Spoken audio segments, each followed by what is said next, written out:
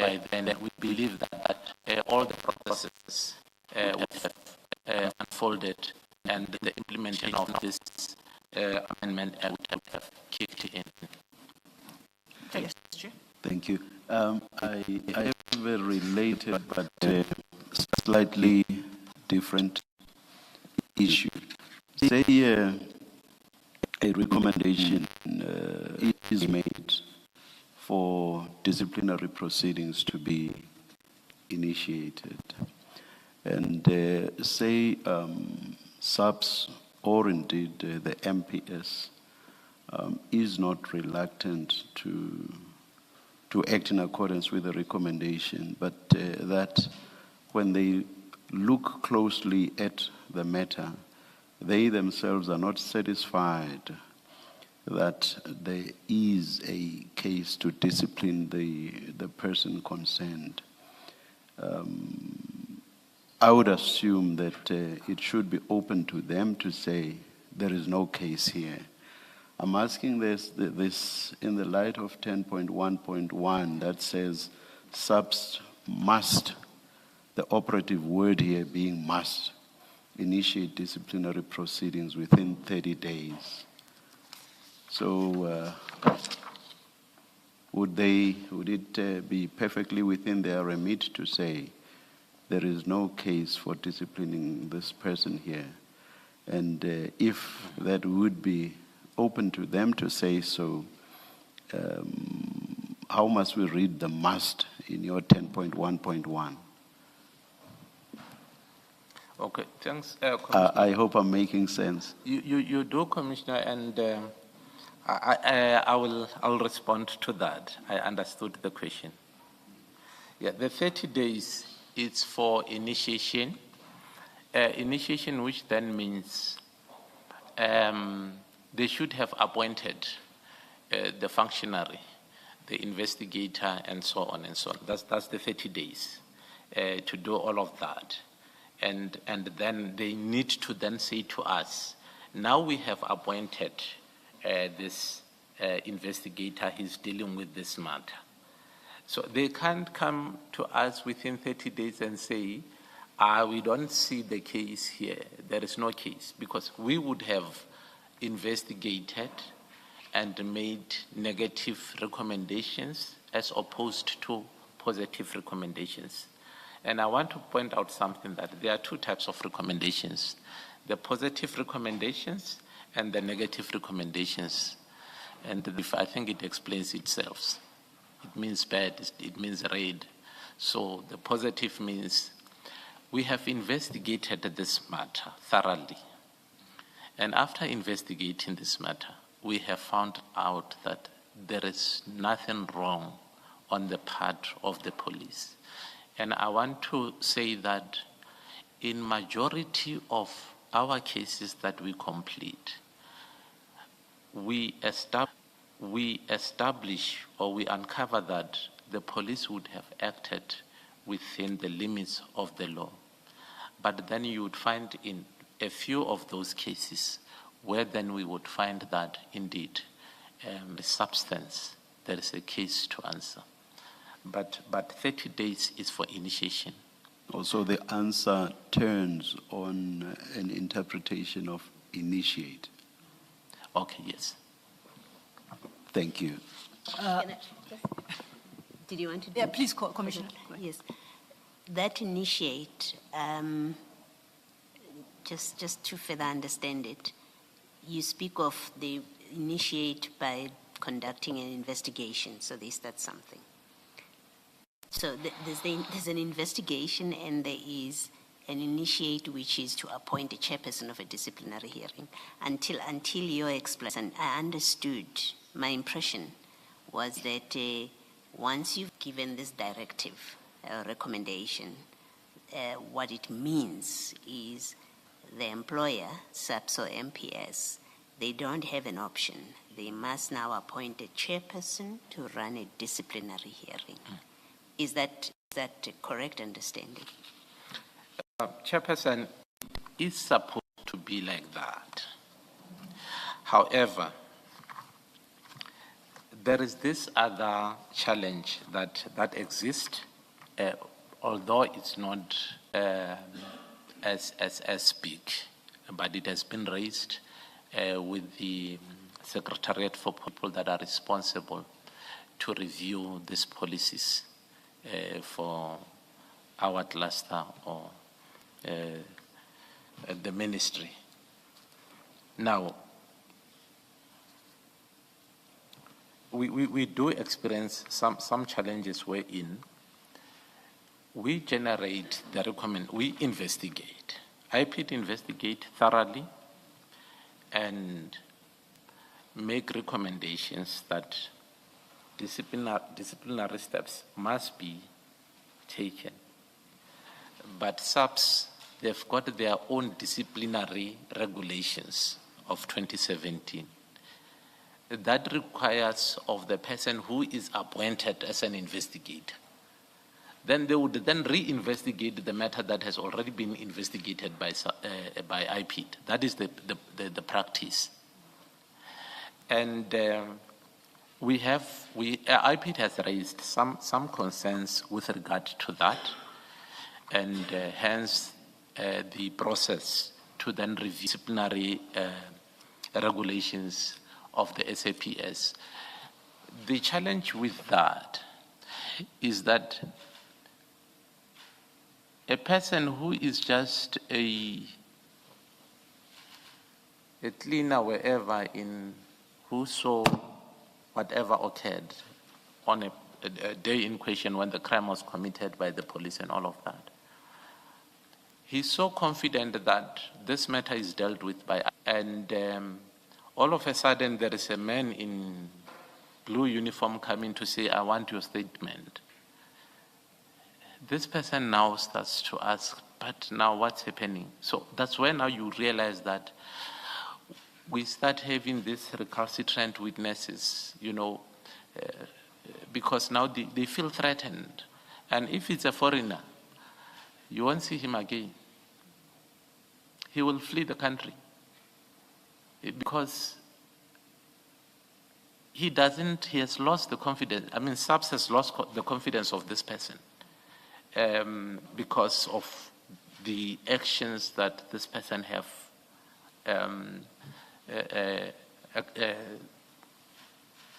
seen. And now you send another members, but as far as the person is concerned, he knows that the matter is sitting with IPID. So those are the challenges that we are actually working on. The process has already unfolded, and I believe that would be the remedy for this problem. Thank you, Commissioner.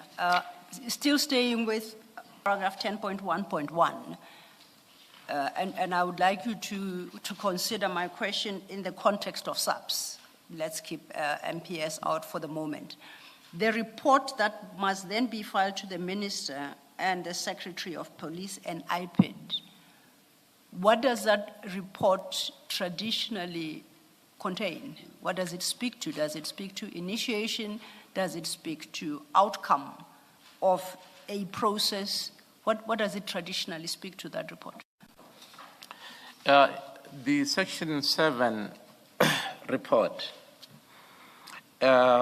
would contain the statistical data on the number of cases that would have been initiated on a particular period, the number of...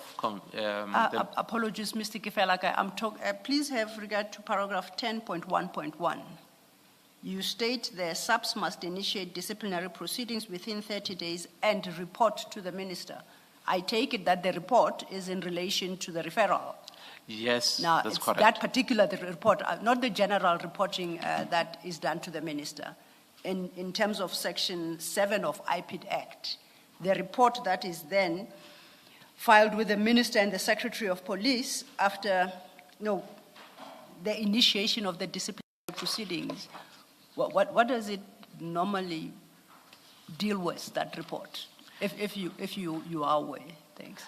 Yes, I'm aware. Hence, I'm saying it is the kind of report wherein it would contain the statistical data of the initiations that would have happened in the subs in a particular period, as well as in the MPS. It would give the breakdown of statistical data of the initiation, just to demonstrate that indeed the recommendations are being dealt with. Okay, so it's not a report on the specific matter? It is not a report on a specific matter because it's not even detailed. It's more of statistics. Yes. The one that would then talk to specifics, it would be then the other report, that is Section 9N report. Okay. That would then break down. Mr. Kefelakai, my understanding of the question is that the report is not a report on each individual case that was referred. Correct. So it is a statistical report covering what has happened during a particular period, so during a particular month. It's like a monthly or quarterly report of all the cases. Very correct. Okay. Yes. Thank you, Commissioner. Thank you, Mr. Kefelakai. Clear. And then perhaps, I said lastly, but lastly, does IPID have means of establishing formally whether or not its recommendations have been dealt with, or its directives have been addressed by MPS or SAPS? Is there a consistent reporting to yourselves, or is that the Section 30 process that you reference, the monthly, quarterly statistical reporting? Okay, thanks, Elsie. That question, what happens, there is any control mechanisms that are in place.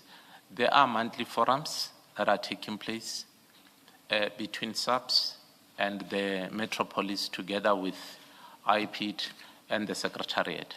And in that meeting, that's where in all the recommendations that have been referred are discussed, looking at the date, the time, and so on, to say, but we have referred this much to you, and specifically this, but we haven't received anything in terms of initiation. We haven't received the outcomes in relation to this.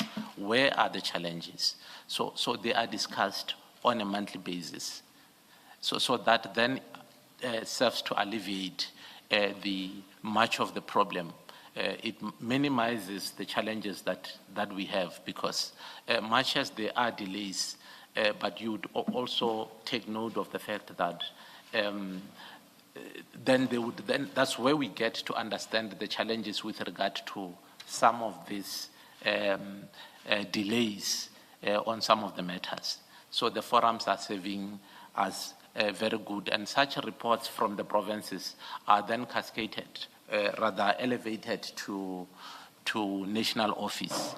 And once they get to national office, SAPS will intervene into their members, but we also have the consultative forum that sits quarterly with the Secretariat of the Police as part of their mandate, wherein we would then discuss those issues that then need the intervention of the Secretariat in terms of their act.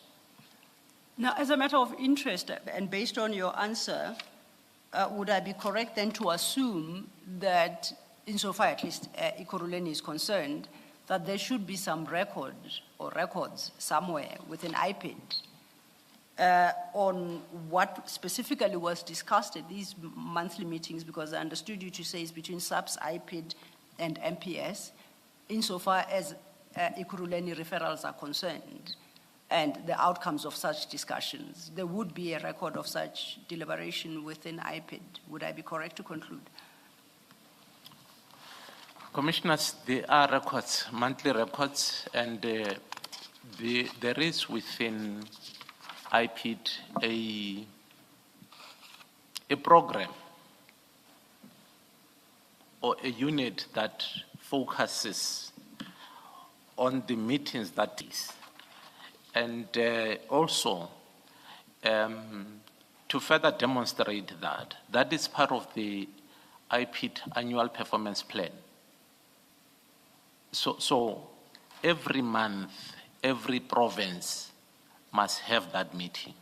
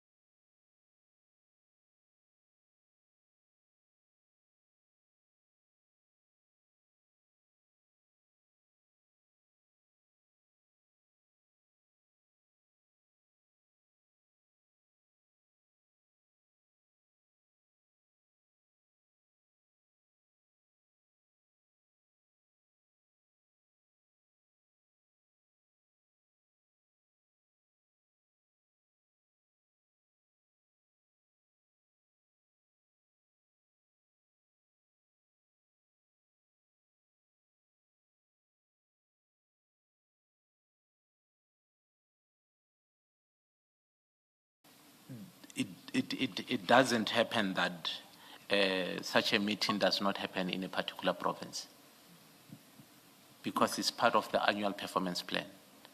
And to some extent, that then assists. Okay, Yes. thank you. Well, we did hold you up a bit on that part of your statement, but I think now we are at your page 6, and I think we are ready to deal with your next chapter, which you've titled IPID Workload Overview, Key Statistics. If you could summarize for us what you have in the next 3 pages dealing with these statistics. Thank you. Okay. Thanks very much, Commissioners. In this regard, is the workload that IPID is having. The backlog cases, we are talking about these old cases. We are sitting at 11,947, and we have got the active cases that were still under as at the end of December 2025. We were sitting with 2,456. And the trend, Chairperson, is that come the end of the financial year, we would be having 14,000 of the cases that are still active. They still need investigation. The investigation is not completed. And then the more we try to complete this backlog cases, this number of backlog cases then populate the post-decision monitoring cases. The more we complete our investigation, take the matters to the stakeholders, such as your subs, to discipline their members,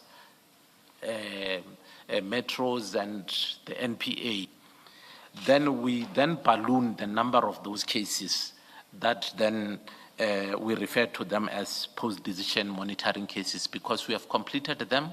Now they are going to and from court. They require us to have to then transport this